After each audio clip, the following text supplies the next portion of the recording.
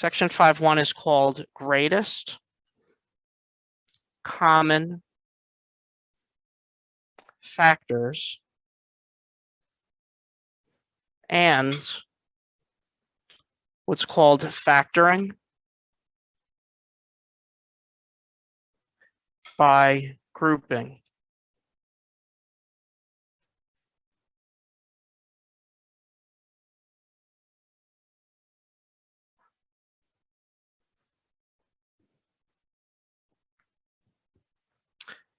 Out of everything that you'll ever learn in math, factoring is the most important. If you're moving on to the next level with pre-calc or even calculus, you will have to factor. So this is the most important thing in math.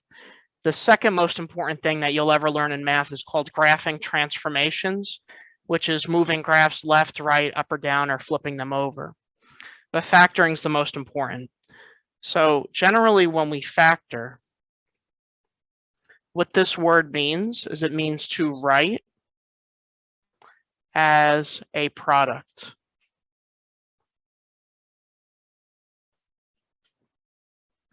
It's like if I asked you to factor 10, you would factor 10 to be 2 times 5. That's what factor means, to write as a product.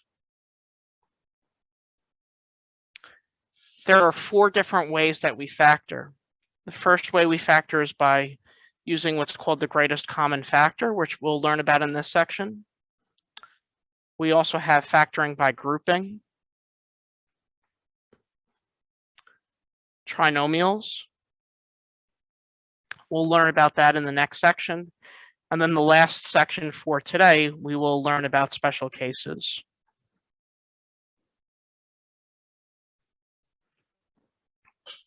So that's our roadmap for today, and that's factoring as a whole. So let's get started with greatest common factor, or GCF.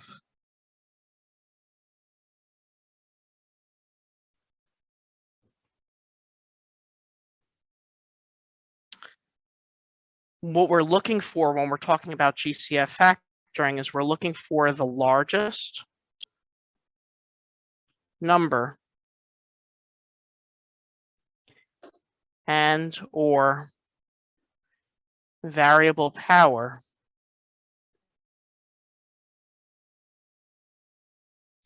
that can be divided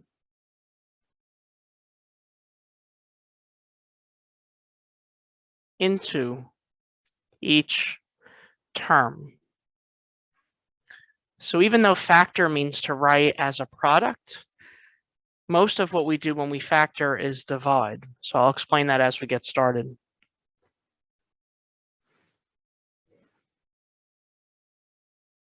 First thing I wanted to do is factor out the GCF. Remember, GCF just means greatest common factor.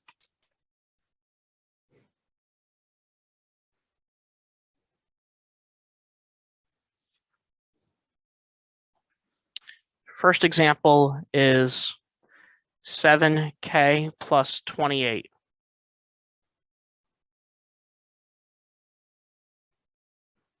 You want to try to think of what's the biggest number that goes into 7 and 28, which is 7. And even though this first term has k in it, the second one does not. So there is no variable that's a common factor. The GCF for this would just be 7. So the way that we get our answer is we divide both of these terms by the GCF, which would just be k plus 4. And we write the GCF in front. So this is the GCF, and this is technically the quotient. That's what you get if you divide by the GCF.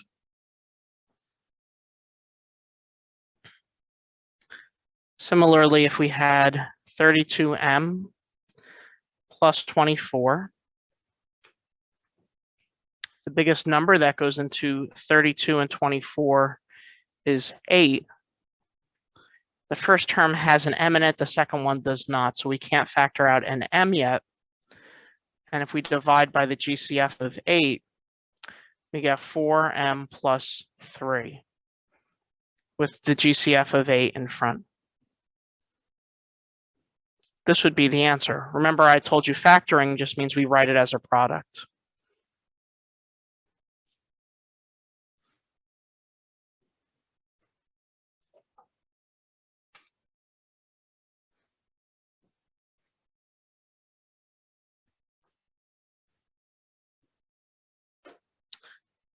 What about 8a minus 9?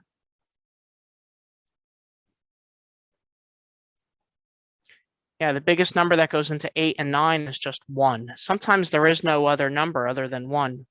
So the GCF for this problem would just be 1. And if we divide each of these by 1, you get 1 times 8a minus 9.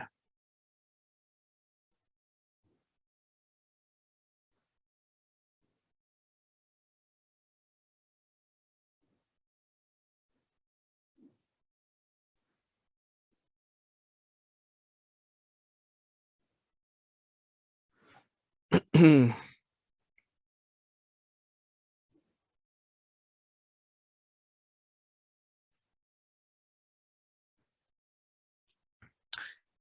right, let's do some more with variables. What if we had 25 x to the fourth plus 30 x to the third?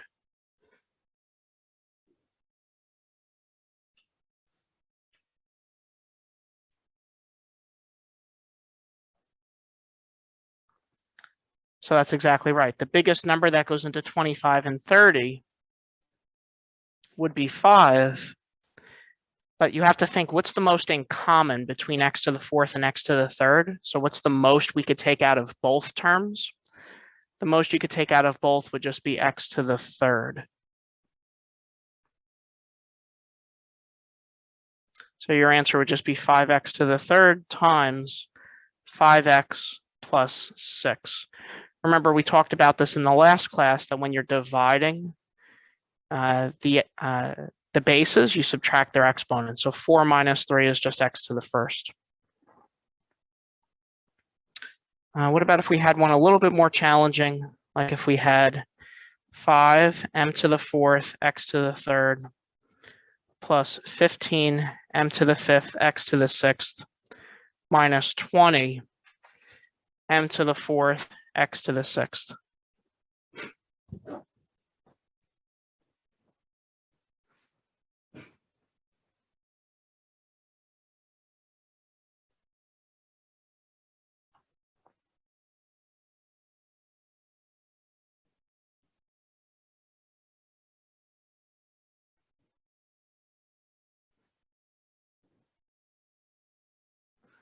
So first thing I would do is look at the numbers.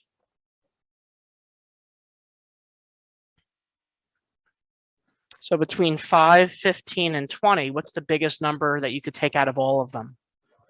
5, right? And then you have m to the fourth. You could take m to the fifth and m to the fourth. What's the most you could take out of all of them? 4, right? M to the fourth, and then look at the x's. You have x to the third, x to the sixth, and x to the sixth. The most you could take out of all of them is just x to the third. So what we're going to do is divide each of these terms by 5 m to the fourth, x to the third.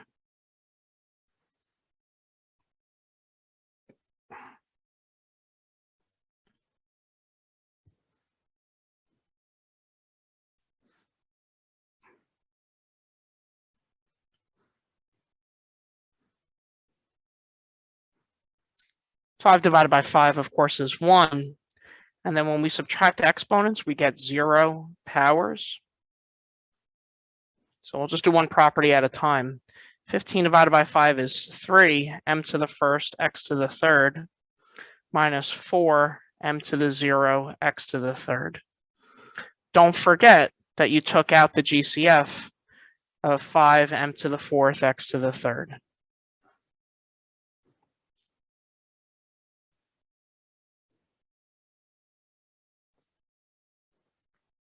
So just cleaning this up, anytime you have a power of 0, that just turns into 1. So this would just be 1 plus 3mx to the third minus 4x to the third. All of those 0 powers just turn into 1.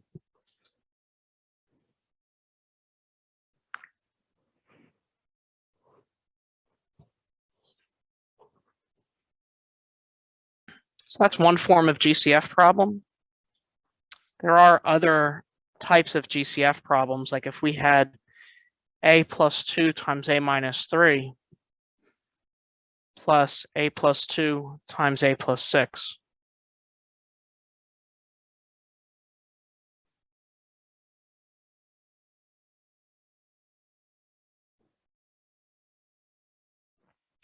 This is one term. This is one term. Does anyone see something in common between both of those terms? Yeah, the a plus 2. So technically that's the GCF. Even though it looks a little different here, it is still in common between both terms, which means we could divide both terms by a plus 2.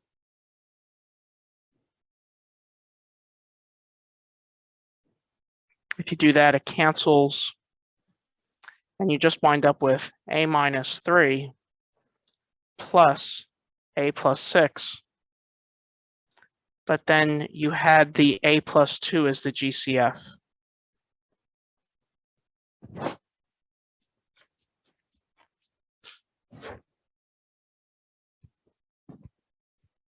Just to simplify the inside a little bit, a minus 3 plus a plus 6 would just be 2a plus 3. We're just combining like terms on that one grouping.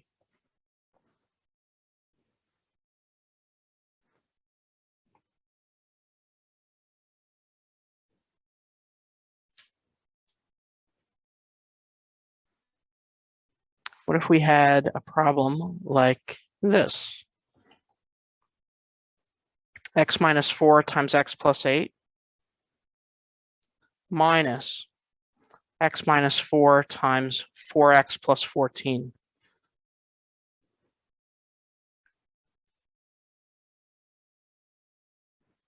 Do you see something in common between both of those?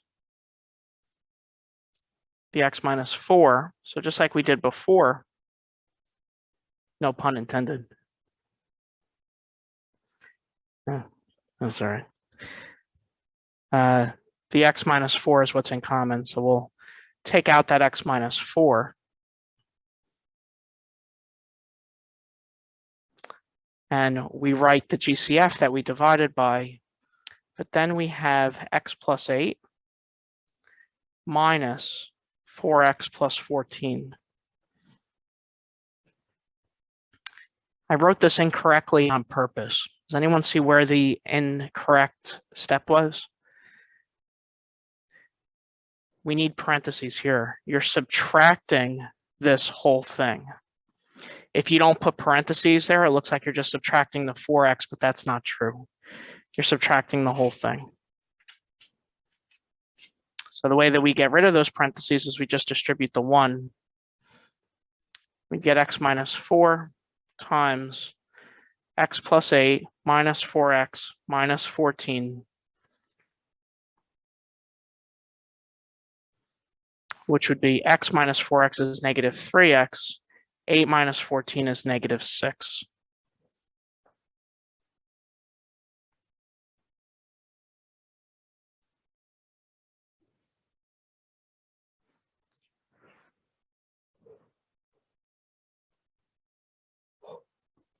Which brings up another issue. Sometimes when you factor, it's like the gift that keeps on giving. Once you factor once, you might have to keep going. So when you factor, check that all terms or groupings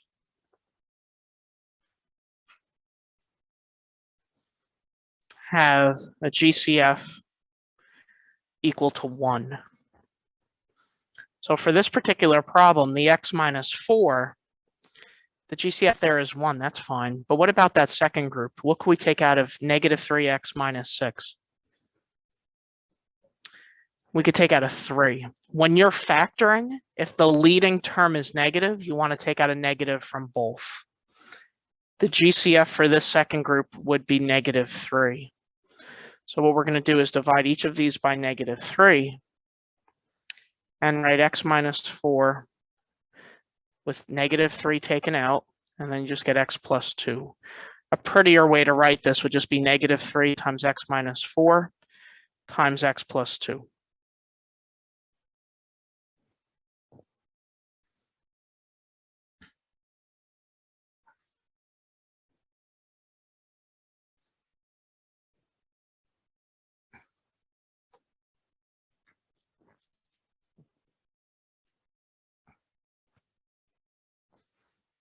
I'll give you one. This is the trickiest one you could see with this, is if it was k squared times a plus 5b plus m squared times a plus 5b squared, just like that.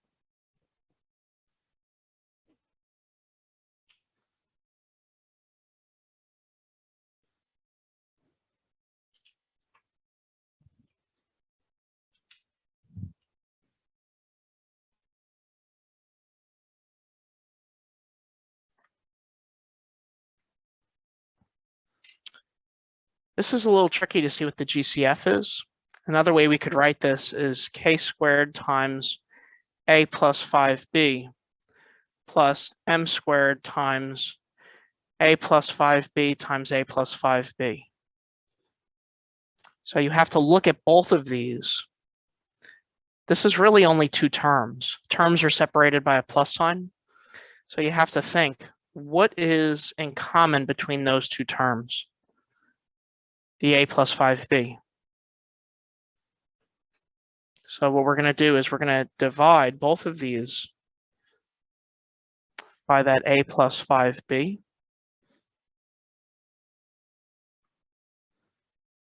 Which will cancel out 1 from each. The GCF was a plus 5b. And we're left with k squared plus m squared times a plus 5b.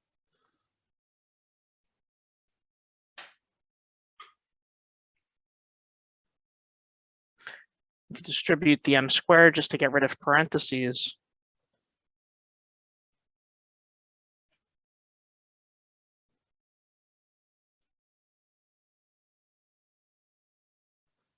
And this would be the final answer.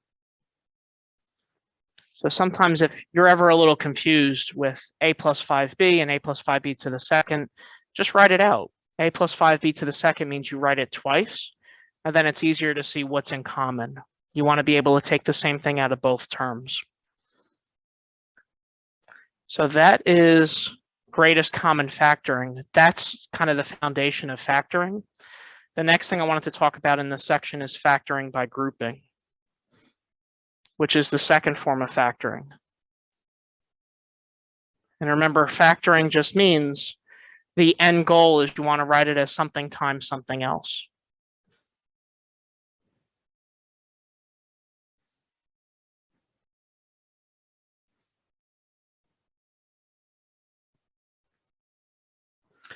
Factoring by grouping is like GCF factoring, but we do it multiple times.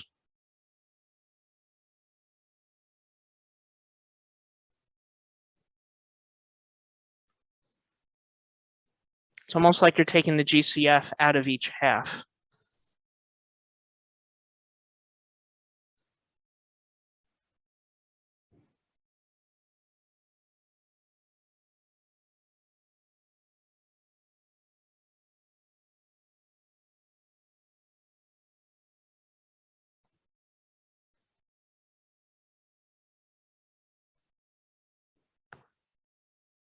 So let's factor by grouping, and let's say we had an example, 6p minus 6q plus rp minus rq.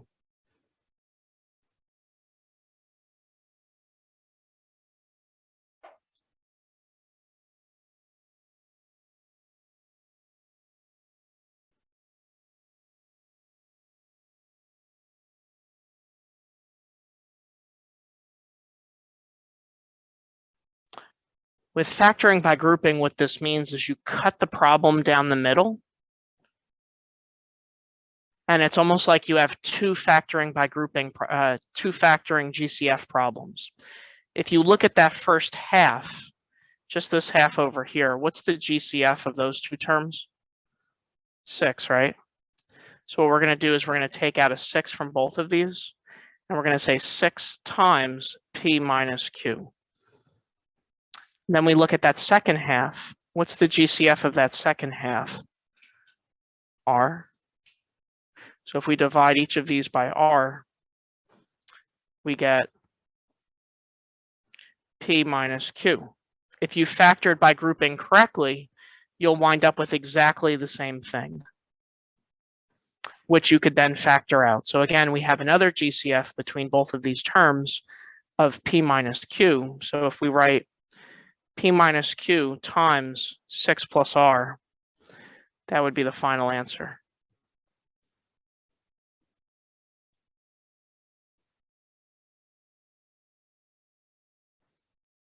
That's what factoring by grouping's like. What about something like this? What if we had x times y minus 2y minus 4x plus 8?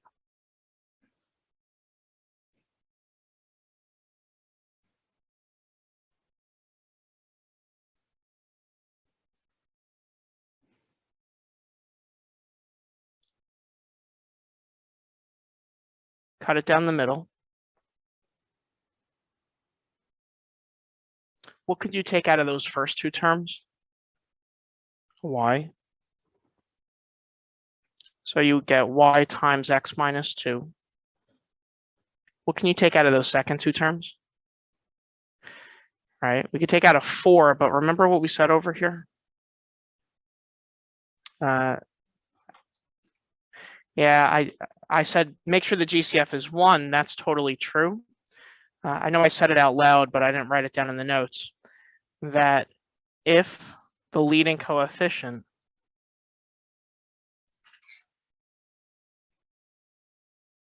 is negative, that's part of the GCF. So if the leading term's negative, that means the GCF is also negative. So in this case, negative 4 would be the GCF, and you would just get x minus 2.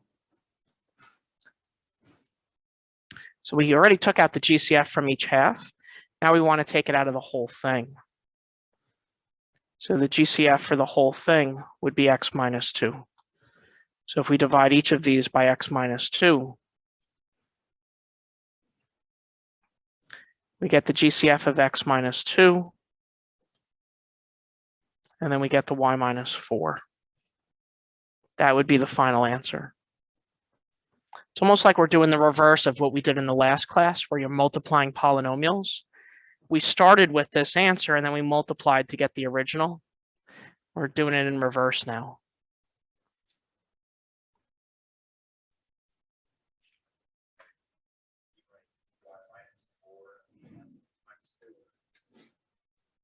Well, it doesn't matter if you write 2 times 5 or 5 times 2. It's the same thing. So when we're doing algebra, it's the same thing as arithmetic with letters. So the answer is no. It doesn't matter what order you put it in. If you have the y minus 4 first, and somebody else has the x minus 2 first, it's totally fine. All right. I wanted to try one more example of this before we move to another topic. So what if we had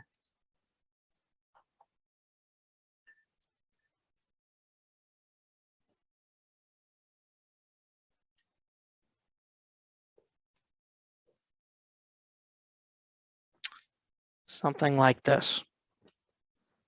Kn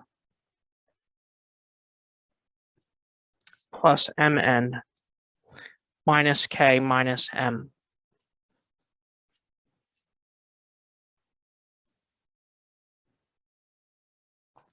Cut it down the middle like we've done. Take out the n from the first group. We get k plus m. take out what from the second group? The -1, right? And we'll just get k plus m. So we get k plus m times n minus 1, which would be the answer.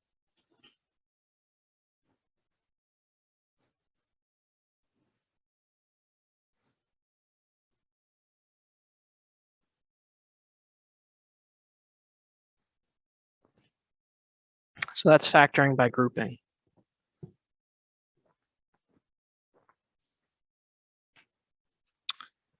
I'm just looking at my notes. I'm debating whether or not to show you this. This might be a little too advanced, but I'd rather just show you than just so we could cover all our bases tonight for this section. What if we had 10x squared y squared minus 18 plus 15y squared minus 12x squared?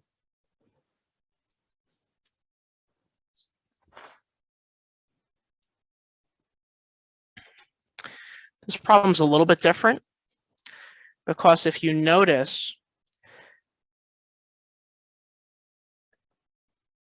we have some terms with y's, we have some terms with x's. Sometimes when you're factoring by grouping, we could rearrange terms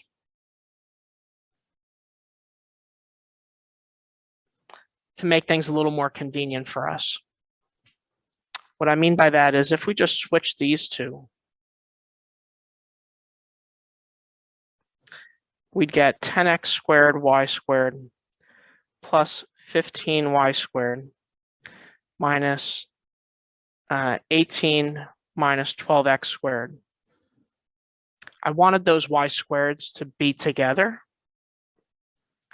so that when we factor by grouping, we could take out a y squared and a 5.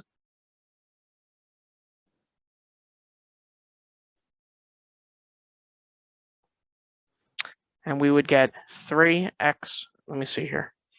So this would be 5y squared. We'd get 3x squared plus, I'm starting to rush now. 10 divided by 5 is just 2. So 2x squared plus 3.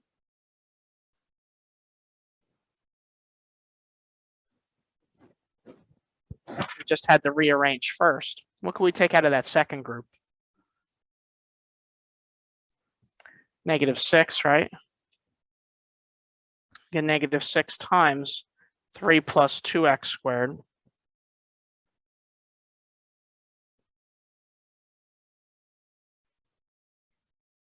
So it looks like the GCF 3 plus 2x squared is the same thing as 2x squared plus 3.